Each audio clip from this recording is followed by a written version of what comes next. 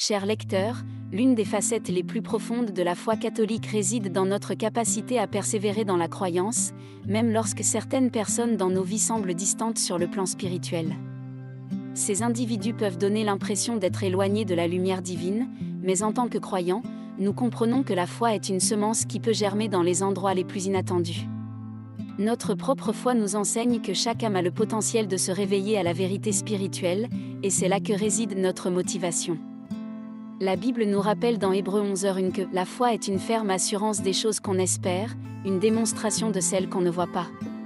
Cela signifie que notre foi repose sur la conviction que la lumière divine est toujours présente, même si elle semble être cachée ou voilée chez certaines personnes.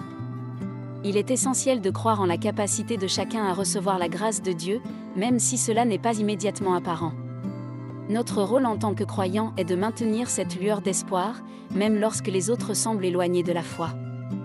Nous devons être des témoins de la vérité, des messagers d'amour et d'acceptation, et des modèles de persévérance dans la foi. Nous sommes appelés à suivre l'exemple de Jésus-Christ, qui n'a jamais abandonné ceux qui étaient éloignés de la vérité spirituelle, mais les a invités à le suivre et à recevoir la grâce de Dieu.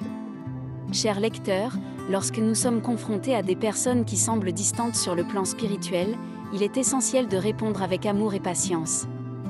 L'amour est au cœur de la foi catholique, et il est l'essence même de notre relation avec Dieu. Comme l'enseigne Jésus dans Jean 13, 34-35, « Je vous donne un commandement nouveau, aimez-vous les uns les autres, comme je vous ai aimé, vous aussi, aimez-vous les uns les autres.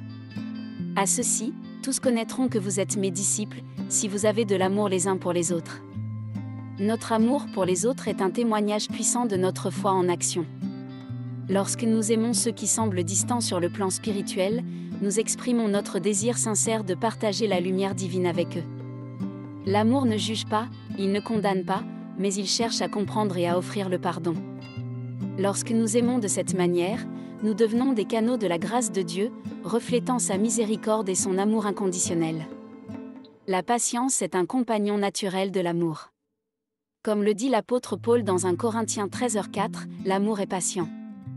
Il est parfois nécessaire de donner du temps à ceux qui semblent distants pour qu'ils puissent répondre à l'appel de la grâce divine.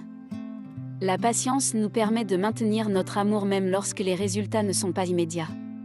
Elle nous rappelle que chaque âme a son propre rythme de réveil spirituel. En étant patients, nous pouvons créer un espace sûr pour les autres, où ils se sentent acceptés et aimés, peu importe où ils en sont dans leur cheminement spirituel. Nous devons nous rappeler que la patience est un acte de foi en l'œuvre de Dieu dans la vie de chacun. Comme les graines dans un jardin, certaines âmes ont besoin de temps pour germer et grandir. Chers lecteurs, dans notre quête pour toucher les âmes qui semblent distantes sur le plan spirituel, la prière et l'intercession jouent un rôle vital. La prière est une connexion directe avec Dieu, un moyen par lequel nous pouvons lui présenter les besoins de ceux qui sont éloignés de la foi. La prière est le lien invisible qui nous unit à la grâce divine, et elle peut être une source de transformation puissante dans la vie des autres. La Bible nous encourage à prier les uns pour les autres. Jacques 5:16 nous rappelle, « Confessez donc vos péchés les uns aux autres, et priez les uns pour les autres, afin que vous soyez guéris. » La prière fervente du juste a une grande efficacité. Nos prières sont un acte d'amour et d'intercession en faveur de ceux qui sont éloignés de la foi. Elles témoignent de notre foi en la puissance de la grâce de Dieu pour toucher les cœurs et les âmes. L'intercession consiste à plaider en faveur des autres devant Dieu. Cela signifie que nous portons les fardeaux spirituels de ceux qui semblent distants, demandant à Dieu de les éclairer et de les guider. Nous suivons l'exemple de Jésus, qui intercède constamment en notre faveur auprès du Père Céleste. L'intercession est une manifestation de notre compassion et de notre désir de partager la lumière divine avec ceux qui en ont besoin. La prière et l'intercession sont des moyens puissants de créer un espace spirituel où la grâce de Dieu peut agir. Elles nous rappellent que la transformation spirituelle est l'œuvre de Dieu, et nous ne faisons que collaborer avec lui en priant pour les autres. La prière est également une source de réconfort pour nous-mêmes, nous rappelant que nous ne sommes pas seuls dans notre désir de toucher les âmes. Chers lecteurs, dans notre quête pour toucher les âmes qui semblent distantes sur le plan spirituel, nous pouvons puiser une source d'inspiration profonde dans la croyance en la présence des anges. Les anges, en tant que messagers divins, sont là pour nous rappeler que la lumière de Dieu peut briller même dans les endroits les plus sombres. Leur présence bienveillante est un rappel constant de la proximité de Dieu et de son désir de rédemption. La Bible est riche en références aux anges, dépeints comme des êtres célestes envoyés par Dieu pour accomplir sa volonté. Ils sont les messagers de la grâce divine, porteurs de révélation et de bénédiction. Dans l'Évangile selon Luc, l'ange Gabriel annonce la naissance de Jésus à la Vierge Marie, nous rappelant ainsi que les anges sont des témoins privilégiés des moments divins. Lorsque nous cherchons à toucher les âmes qui semblent distantes, les anges sont là pour nous guider. Leur présence bienveillante est une source d'inspiration et de soutien. Ils nous rappellent que nous ne sommes pas seuls dans notre désir de partager la lumière divine avec les autres. Les anges sont des témoins silencieux de nos prières et de nos actions en faveur de ceux qui sont éloignés de la foi.